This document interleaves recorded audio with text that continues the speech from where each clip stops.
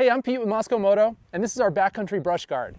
The brush guard protects the front edge of the pannier from abrasion from like sticks and branches and bushes, and it also protects the leading edge of the beaver tail from catching on snags on the side of the trail. The place where you really notice the benefit of the brush guard is when you're riding a big bike on desert double track and you have to pick one track or the other because the median is basically unrideable because it's too sandy or too rocky.